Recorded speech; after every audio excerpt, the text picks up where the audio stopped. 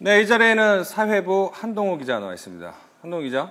네. 네, 어제 경찰병원에서 질산이 누출이 됐죠? 네, 그 사건 취재를 하고 왔는데, 뭐 질산이 얼마나 위험한지는 다 아니까. 근데 뭐 통을 준비를 했는데 이게 어떤 통인지 좀 설명을 해주시죠.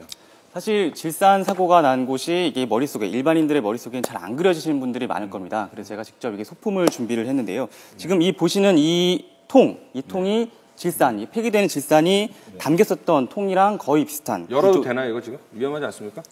수돗물이라서 괜찮습니다. 네. 그래서 이 통에 들어보시죠. 네. 이 통인데 네. 지금 이 안에 든 게 이 7리터짜리 수돗물입니다. 어제 양이랑 똑같은 양이네요. 네, 예. 어제 사고가 난 것도 이 7리터를 담다가 이제 사고 났었던 건데요. 이 1리터짜리 질산병, 이 병을 7개를 이렇게 부었습니다. 예. 그래서 이 통에다가요? 이 비슷한 통에다가? 이 비슷한 통 안에 이 주황색 봉투가 있는데 이 폐기물 처리 이 주황색 봉투 안에다가 붓고 그리고 이것을 바닥에 둔 다음에 뚜껑을 이제 닫았습니다. 네. 닫고 이제 발로 밟아서 원래 톱니바퀴식으로 되어 있는데 발로 밟아서 이제 고정을 시킨 다음에 이 담당하는 기사가 이제 옆에서 이제 다른 일을 하고 있었는데 옆에서 5분 뒤에 퉁 소리가 났다고 이게 증언을 했습니다. 보니까 뚜껑은 열려 있었고 그리고 여기 이 안에 담겨 있던 이 질산 이 정도가 1리터라고 보시면 되는데요. 이 1리터 정도의 양이 이 바닥에 뿌려져 있었다라고 해서 바로 119에 신고를 하게 된 그런 누가 상황입니다. 친 건가요? 쳐서 실수로 넘어뜨린 건가요? 그건 경찰 수사에서 밝혀져야 될 부분이긴 한데 이게 질산이 이게 발연성 물질, 한마디로 상온에서 이게 연기가 나는 물질입니다. 경찰 수사 얘기하는 거 보니까 아직 잘 모른다는 얘기네요. 경찰 수사를 제가 앞질러 갈 수는 없기 때문에. 알겠습니다. 그러면 이거 질산이 상당히 위험한 독성 물질인데 왜 이렇게 관리가 허술한지가 또 궁금하고, 두 번째는 병원에 왜 질산이 필요한지도 궁금하네요. 먼저 왜 이렇게 허술하게 관리를 했죠?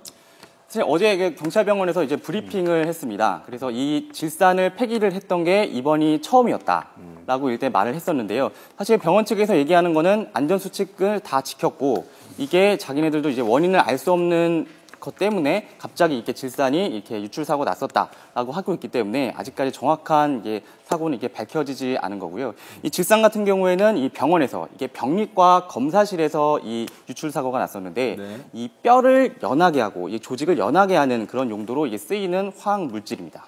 그쪽이 조직 검사를 하는 그쪽 검사실이기 때문에 이 질산이 꼭 이게 필요했던 거죠. 그럼 모든 병원마다 어쨌든 질산은 필요한 셈이네요. 네, 그렇습니다. 그렇지만 관리가 제대로 이루어지고 있는지는 좀 더 조사를 필요하다 이건데, 어제 경찰 브리핑을 좀 듣다 보니까 좀 답답한 면이 있었어요. 기자들도 불만이 좀 많았을 것 같은데요. 네, 저도 사회부 사건팀 기자를 한 지 이제 거의 한 3년이 다 돼가는데 꽤 오래 했죠. 예. 뭐 다른 언론사는 1, 2년 정도 하는데 저희는 사건팀이 워낙 중요하다 보니까 이게 3년, 4년 길게 하고 있는데, 그러니까 어지간한 취재는 다 해보셨다는 뜻인데 경찰 브리핑이 답답했던 이유는 사실 관계가 명확하게 밝혀지지가 않았습니다.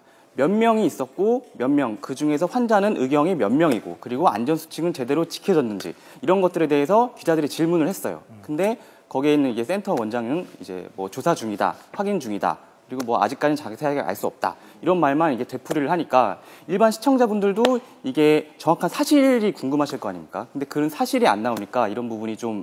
그 이유는 혹시 경찰이 들어가는 경찰 병원이라서 조심해서 그런 거 아닐까요? 추측성 답변은 제가 드릴 수 없기 때문에 어쨌든 어제 경찰병원의 조치도 미흡한 부분이 있었습니다. 예를 들어서 불이 난 게 아닌데 화재 셔터가 내려와서 환자들 일부가 이게 뭐 당황하는 그런 소동도 있었고요. 그리고 사고가 난 지 1시간 뒤에 그리고 그 대피 방송이 났단 말이죠. 사고 난 다음에 바로 대피 방송을 했었어야 하는데 1시간 뒤에 하니까 환자들도 이게 좀 어영부영하거나 좀 당황하신 분들도 있었다고 어제 저렇게 진술을 했었습니다. 그러니까 브리핑도 허술했고 제일 중요한 초동 조치가 사실상 없었네요. 무방비 상태였다고 봐도 되겠네요. 1시간 정도 대응을. 네, 저희 기자들이 보기엔 그렇게 판단을 하고 있고요. 뭐 경찰병원에서는 어쨌든 자기네 조치를 잘했다. 이 질산이 많이 누출된 게 아니고 뭐 여러 가지 상황에 맞춰서 뭐 완벽하게 했다라고 일단은 진술을 하고 있습니다. 자, 마지막 질문인데 지금 화면 보시지만 주차장으로 보이는데요. 주차장에 환자들이 누워 있는 것 같은데요. 네, 이게 바로 경찰병원 바로 앞에 있는 주차장입니다. 이 본관 앞에 있는 주차장인데요. 제가 맨 처음에 이 전화를 받고 현장에 딱 도착했을 때 이 사고가 심각한 사고구나 느꼈던 이 결정적인 장면이기도 합니다. 이 병원에 있던 환자와 직원 포함해서 1,200~1,300명이 있었습니다. 근데 200~300명이 모두 다 이 질산 2차 피해를 막기 위해서 이 주차장으로 다 나와 있는 모습인데요. 뭐 휠체어를 타고 뭐 계신 분들도 계시고 이동 시 침상에 누워서 이렇게 계신 분들도 계시고 제가 만나봤던 분은 뭐 경찰 공무원 생활을 하시다가 이제 새끼 발가락이 절단되셨는데 그 절단된 환자의 부위가 고스란히 이제 휠체어를 타고 그 뭐 이제 상온에 노출되어 있는 그런 위험한 상황도 보기도 했습니다. 어쨌든 요즘은 뭐 작은 사건이든 큰 사고든 가슴이 철렁한데 어쨌든 뭐 사고는 막으면 좋겠지만 나더라도 대응을 잘해야 되는데 어제는 여러 가지로 좀 문제가 많은 대응이 있었던 것 같습니다. 네, 사회부 한동훈 기자 수고했습니다.